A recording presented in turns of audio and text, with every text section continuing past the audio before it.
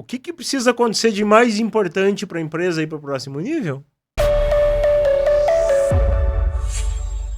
Olha para nós dois. Quando a gente abriu a nossa primeira empresa, o que a gente sabia fazer? Vai contar nossos podres. Eu vou contar nossos... O que a gente sabia? A gente abriu a nossa primeira empresa, foi no ano de... Agora fugiu, 94 para 95, né? Acho que a gente começou a operar em 95.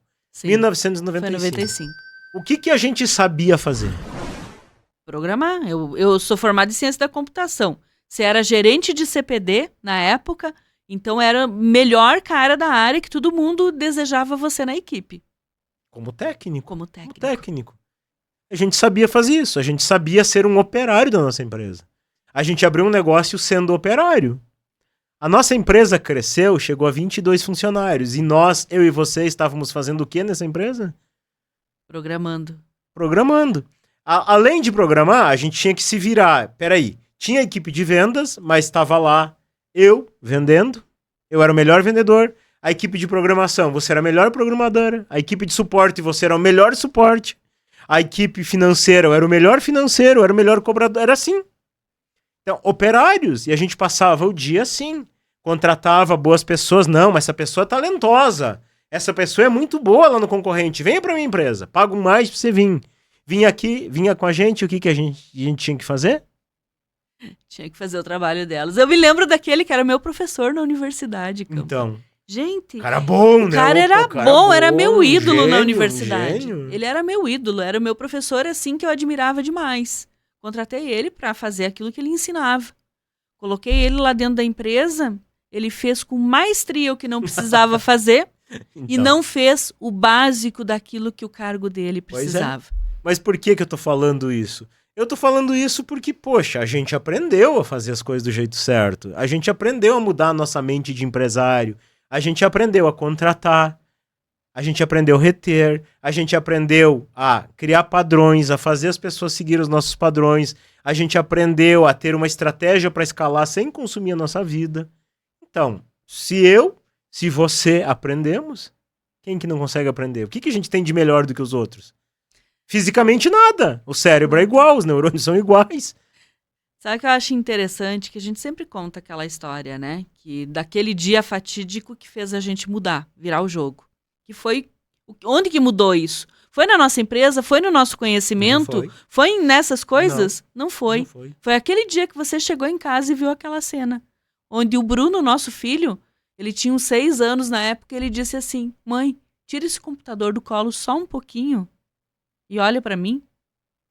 Isso é uma facada pra mim até hoje. 10 da noite, né, Cris? 10 da noite. Não era de não dia, tinha era o que 10 fazer. da noite. Eu tinha que trabalhar, sabe? Você tinha que trabalhar e a criança tava lá, órfão de pai e mãe. Órfão de pai e mãe. Quantos casais aí estão separando porque não estão enxergando que estão trabalhando que nem os retardados, sem dar atenção para aquilo que precisa e dizendo, mas a vida é assim. A vida não é assim, não. Ser empresário é assim. Não é assim. Não é? Não é. Aí eu achei hoje uma foto que vê nas minhas memórias do celular. Graças a Deus eu tiro muita foto, eu amo. E eu vi a foto que a gente fez, porque depois que a gente virou o jogo, a gente teve tempo para virar esse jogo e ser pai e mãe do Bruno. O Bruno hoje tem 22 anos, gente. Então essa história é bem antiga, é um homem. Já foi sozinho para a Europa, já fez o escambau lá. Mas eu vi uma foto que a gente fez uma barraquinha com ele. Lembra? Ah, lembro. Uma barraquinha assim dentro de casa com as cobertas. E a gente dormiu com ele lá. E era uma coisa boa dele. Então a gente poder ser pai, a gente poder ser mãe. E a gente poder ser empresário e ser exemplo para os outros. De que isso é possível. E isso é bom. Isso aí. E que a gente pode também ser um casal, trabalhar junto e fazer a coisa acontecer. Com certeza. E assim, ó, é interessante até você puxar essa história. Essa história também deve ter vários vídeos meus contando essa história, vídeos teus contando essa história. Mas justamente pegando o link com o tema de hoje aqui desse podcast. Nesse dia eu lembro, eu tomei a decisão. E a decisão foi, eu vou virar esse jogo. É uma decisão. Eu vou aprender a fazer o que tem que fazer. Eu não sabia o que tinha que fazer. Mas isso mudou aonde primeiro, Campa? Isso mudou em mim primeiro. Por quê que mudou em mim? Porque até então eu tava com esse pensamento. Eu tenho que contratar boas pessoas. Tem que contratar gente boa. Tem que contratar consultoria. Tem que contratar Sebrae. Tem que contratar Diabo 4. Mas eu percebi que não. Eu ninguém mais interessado em mudar aquela empresa do que eu e você. Sim. Ninguém vai fazer por nós, porque isso é estratégico. Só que o detalhe, Cris, que eu sempre gosto de contar, que às vezes, tem gente às vezes que entra nos nossos programas e dizem assim, mas é difícil, tem que fazer muita coisa. Bom, aí eu comparo assim, ó, naquela época eu não tive nenhum método. Você não teve nenhum método. A gente tinha que se virar, não tinha o que tem hoje. Então eu costumo dizer, a gente consertou aquela empresa, em 4 meses a gente consertou aquela empresa, em 1 ano ela duplicou o lucro com metade da equipe, menos da metade da equipe, sem sobrecarregar ninguém, sem sacrificar ninguém. Só que eu costumo comparar assim, a gente pegou um mato aberto, um mato denso, um facão e saiu abrindo o caminho. Hoje as pessoas que entram nos nossos métodos só tem que seguir o caminho. O mais difícil a gente já fez. Então se me pergunta, todo mundo consegue? Consegue. Existem hoje vários métodos no mercado, existem vários caminhos abertos a facão por alguém. Quer aprender a mudar? Segue um desses caminhos. E hoje não é mais aberto a falcão, hoje já tá asfaltado, né? Então, hoje já tá asfaltadinho, com ponto de parada, Com aguinha linda, com aguinha gelada. geladinha. Você entende o que eu tô falando? Eu tô fazendo uma analogia, não precisa mais abrir a facão. Se quiser abrir a facão, pode abrir. Mas não precisa abrir a facão. Pega um caminho e segue, escolhe um caminho. Eu acho que tem tanto método no mercado, tanta coisa boa no mercado. O que não pode é se acomodar. Porque se acomodou, não vai pro próximo nível. E a pior coisa, Cris, tem algo assim que me incomoda, de verdade. O que me incomoda é quando a pessoa sofre do que eu chamo de síndrome de Gabriela. Lembra da musiquinha da Gabriela? Eu nasci assim, eu cresci assim, você sempre assim, Gabriela. É, síndrome da Gabriela. Tem gente que diz, não, mas é normal. Ah, mas o mercado é assim. Ah, mas é que não tem mais gente boa. Ah, mas essa geração... Eu fico irritado com isso. Sabe por que eu fico irritado? Porque a pessoa tá acomodada. Tá acomodada, mas vai além, tá? Vai além. Em primeiro lugar, é que o que acontece? Se eu tenho certeza absoluta, tá? Se eu falar com 99% dos empresários que existem na face da Terra, eu não tô falando de Brasil, tô falando de terra. 99% dos empresários, eles culpam os outros.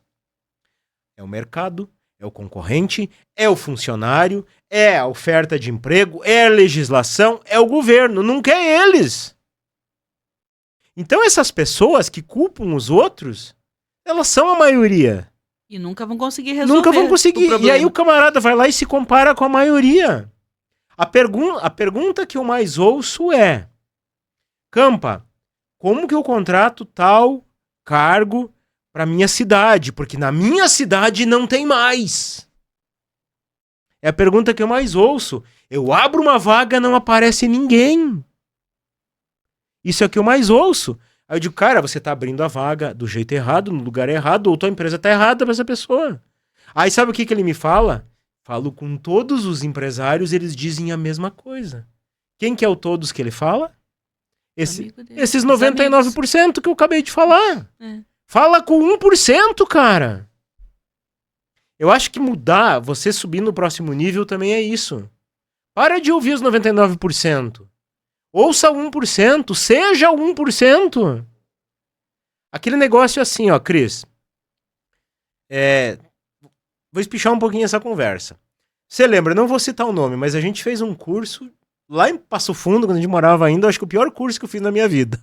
Uma semana de curso. Na época a gente testava tudo, né? O que tinha não me serviu pra nada, exceto pra uma coisa. Aquele cara martelou na minha cabeça a seguinte frase: se alguém pode, eu também posso. Se alguém pode, eu também posso. Eu também posso. Então isso pra mim virou um mantra. Tá todo mundo dizendo assim, ó. Ah, isto aqui não funciona. Todo mundo. Aí eu acho uma pessoa que diz funciona assim. Você acha que eu vou ouvir todo mundo ou eu vou ouvir essa uma pessoa que diz que funciona assim? Aquele que diz que funciona dentro daquele modelo. Eu vou entender o que ele faz. Em vez de eu ficar dizendo, mas 99 diz que não funciona, eu quero saber desse um. Cara, me conta. 99 diz que não funciona, você diz que funciona. Me conta aí, qual é o segredo? Como é que se faz isso? Eu vou incomodar tanto esse cara que ele vai se arrepender de ter me falado. Mas eu vou aprender como que ele é 1%. Então, acho que subir, se fosse dar uma definição assim, ir pro próximo nível é isso. É ser 1% e não 99%.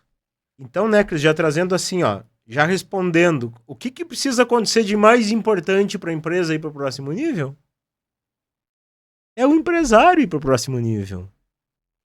Bingo! Bingo! O empresário ir pro próximo nível. Bingo! E o que é o empresário ir para o próximo nível?